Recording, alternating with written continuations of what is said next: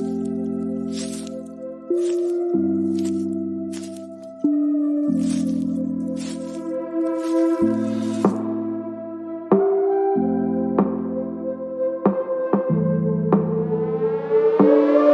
name is Cassy Summers. Welcome to the Curious Universe podcast.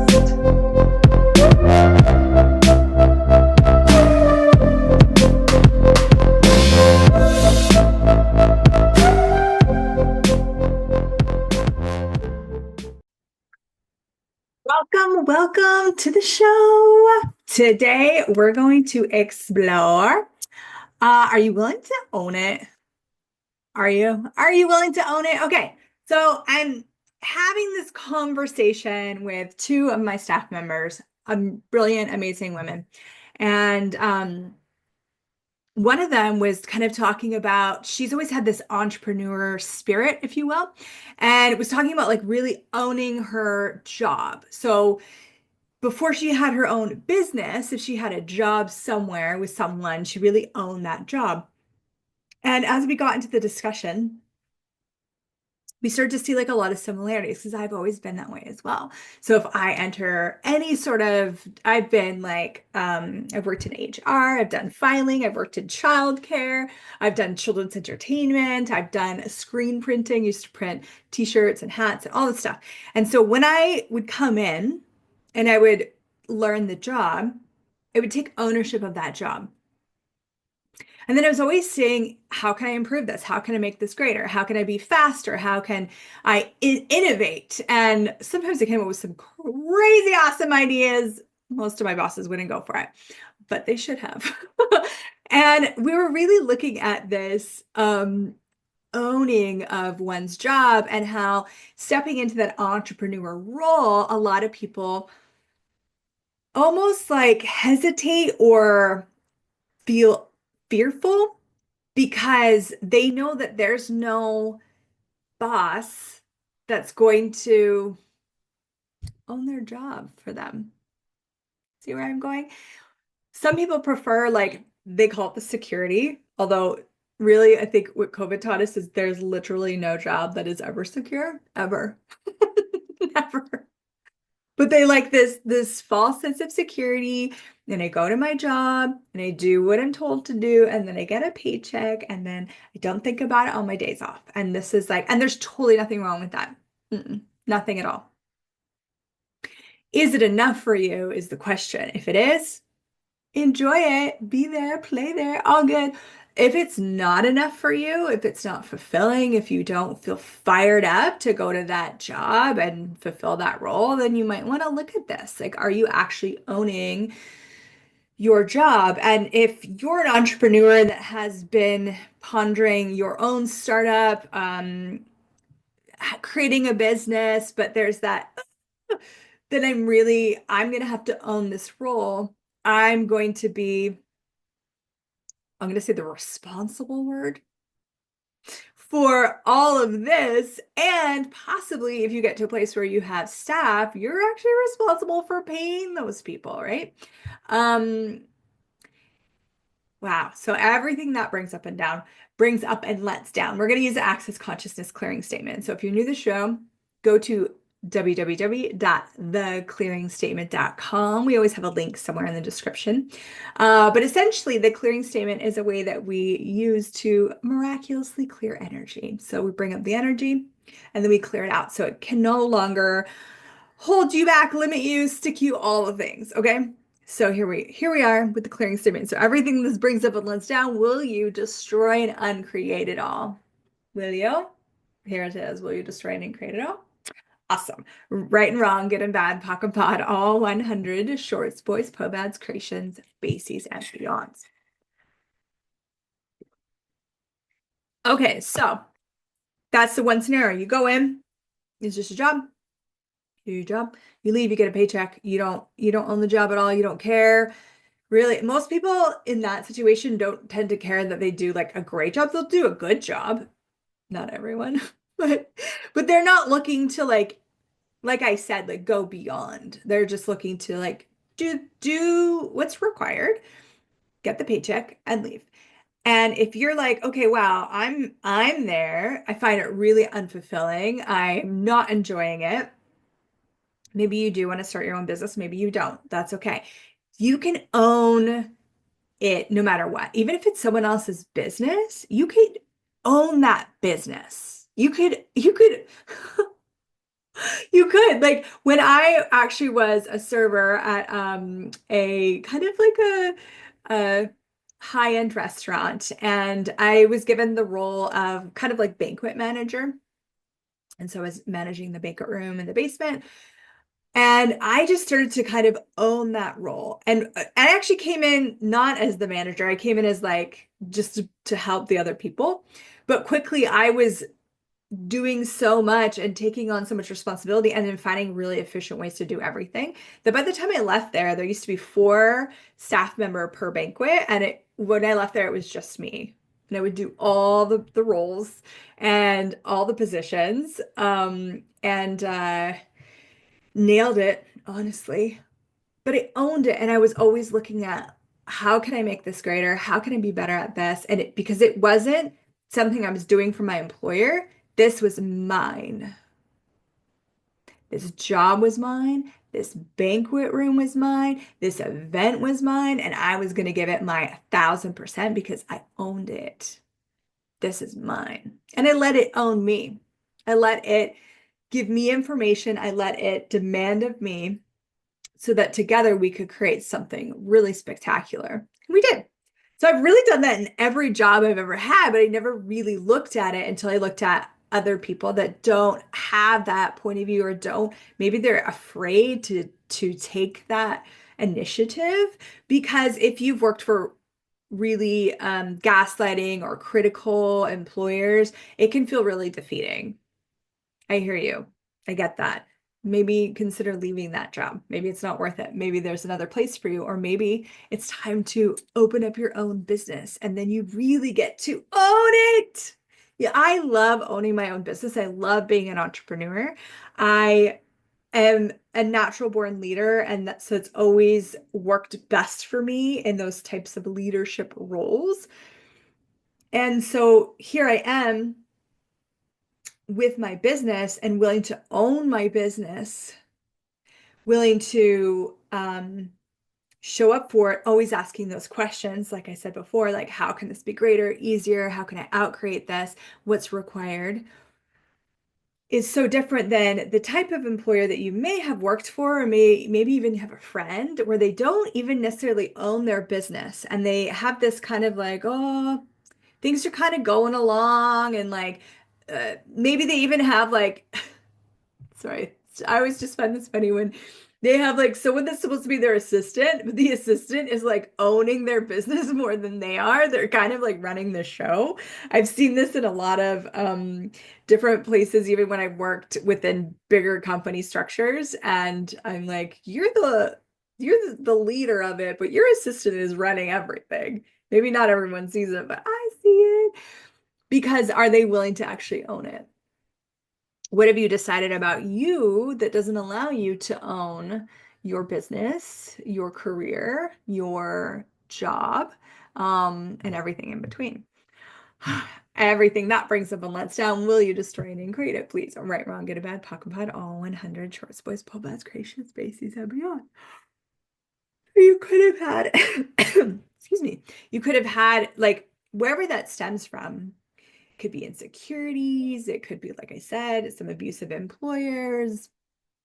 Could have even been your parents just not liking, like, it's like you're cutting the bread and don't cut it that way. You're doing it wrong. Da, da, da, da, da. So then you have this idea, like, all the time that you're doing something wrong. There is no right or wrong way to do anything. Of course, other people are going to have that point of view that there is a right or wrong way. But if you know for you what's true, then other people's judgments and criticisms stop having an effect on you. And in fact, you start to become the impact everywhere you go. Even in the face of judgment, if you're not buying it, you impact those that are directing the judgment at you and anyone that is in witness to it. It's very powerful to receive judgment and not align and agree with it, not resist and react to it, and just be in total allowance of someone being ridiculous and judging you. So if you are willing to own your business, your future business, your job and role right now, whatever it is, even if you're a stay-at-home mom, like that's your role, right? If you were willing to own it, I just want you to look at this, explore into your curious universe. Truth, would your life get greater, easier, more fun, more fulfilling? Whew, no, you're the only one that knows the answer to that for you. So don't listen to me, don't listen to anyone else. Just listen to you. What do you sense? What is true for you will always have a sense of lightness to it. And when there's a lie somewhere attached, there's going to be a sense of heaviness to it. And the lie could even be like a point of view that you bought. Like if you've bought the point of view that, oh my God, being an entrepreneur or being a business owner is just so much work and I would never want to be responsible for that, that's going to be heavy. Like there's going to be a heaviness because the lie is that that is the only way it can be. I know a lot of entrepreneurs, I know a lot of business owners that do nothing. They get paid nice big checks and they have people running everything and doing all the work. Why can't that be you? So if it's possible, if we can see it out in the world, then it can't be a definitive, this is all that is available. So, question again, if you were to own your job, own your business, own whatever role you've said yes to having, would your life get easier, greater, and more fulfilling? My business, it fulfills so much for me. It fulfills my like cravings and lust for creativity. It fulfills my, I even want to call it a desire because it's so much beyond desire, but the awareness that I came here to to co-create a greater world. Because I can do that with my business. It's amazing. We are creating a greater world together. It's so cool. It's so when I look at this for myself and then I look at other people that are, oh, terrified to take that leap, I want to hold their hand and be like, hey, what if this is the leap you've been looking for?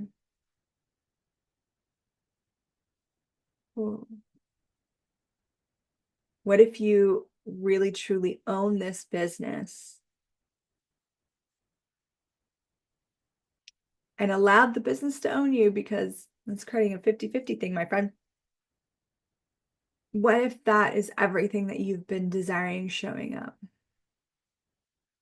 Maybe working all these hours for someone else's business isn't really lighting you up. It isn't really fulfilling. And sometimes it can be. Like I not only do I have my own business, but I work for Access Consciousness.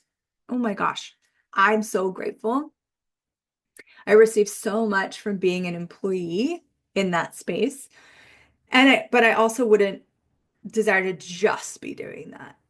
Having my own, well, I have a few businesses actually, but having my own businesses is part of like my life design.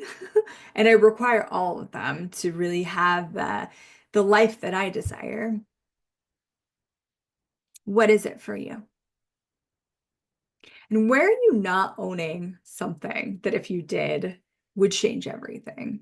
Like, like your marriage or your relationship or whatever it is. What if you owned it? Like, this is mine. Like with like pride and gratitude and presence.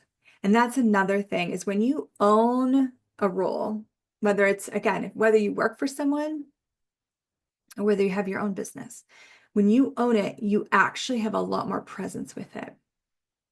And I see that I've had a lot of staff over the last uh, 7 to 10 years. I'm not quite totally sure how long I've had this business. And I see people come and go, right? And I see people come in and they're so present and they're so excited. And then something starts to shift. And this is like that point where they've learned how to do it. They've feel confident in whatever I've, trained them on. And this is the moment where it's like handed off. It's like, now this is yours. You get to own it. You get to own this piece. And so many have kind of petered out because they lose their enthusiasm because they're just giving the bare minimum energy, the bare minimum attention. Their presence is now gone. And what happens with that is that they start to receive less, not necessarily like they're receiving less financially. I'm not paying them less money, but they're receiving less of the energetic nurturing and contribution that me and my business can be for them. They start to almost like, um, as they check out and they have that separation, because to not like own your role there, how much separation do you have to do?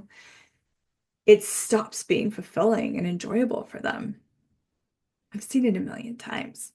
I've never been that. So I don't know what it's like to be on the other side. I've always had this, like I said, that's natural leader thing. That doesn't make me right at all. And it doesn't make me wrong. It's just that's how I've always functioned for some reason.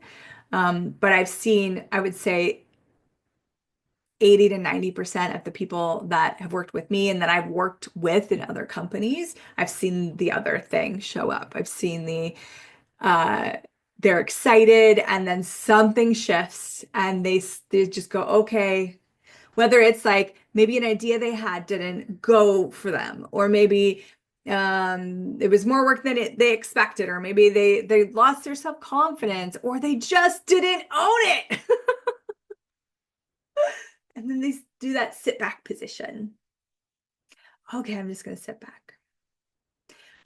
How much of your creative energy goes out of something when you just sit back? Creative energy is lust for a living. Generative creative energies are required for any humanoid to actually enjoy life. So if you are choosing things that cut off those energies, you're going to notice it in your body, you're going to notice it in your money flows, you're going to notice it in your life and living. When you're in that ownership role, you be creativity, you be generative energies, you have to. And so then you bring in all this glorious creative capacity. Even if and I don't mean like you have to be a creative person. You might not be a creative person at all. You might be like, I really love to move things. I really love to like do back end stuff. The creative energy is the energy of your very being engaging and interacting with your job that will create something greater. Because that engagement will it's almost like you can't help it. It will create something greater just by that interaction, just by that engagement. You're not engaging if you're just getting the basic thing done. You usually have a wall up to whatever it is, and then you're just doing the smallest amount of doing rather than being that you can. Whew, which actually has right now, as I'm tapping in, quite an energy of survival. So all of you that are surviving your business or surviving your job or surviving your role, would you like to just try and create that, please? Right, wrong, good and bad, POC and POD, all 100 shorts, boys, poets, creations, bases, and beyond. So are you willing to own it? And you could just try. Like just try it for, I would say, at least 3 weeks. See what happens. See what changes. See what starts showing up and what future you start to create. And if you are looking for support with your business or future business, if you're curious about any of that, I've been talking so much about this. You must have heard about it by now, but I have this program called Business Energetics, and we're keeping it open so people can join at any time. You do have to like, catch up. But essentially, it's this beautiful, powerful 3-month exploration into the energetics of business or career or whatever it is that you're engaging with that either generates money for you or fulfillment or whatever it is. It could even be the business of being a stay-at-home mom or stay-at-home dad. Yeah. If you're interested in that, you should join us. It's going to be fantastic. I'm so excited. I cannot wait for the first call. The first call is going to be February 11th. And we have a lot going on before then. So join us. And if anything from this podcast, what if you were willing to look at the places that you're not actually willing to own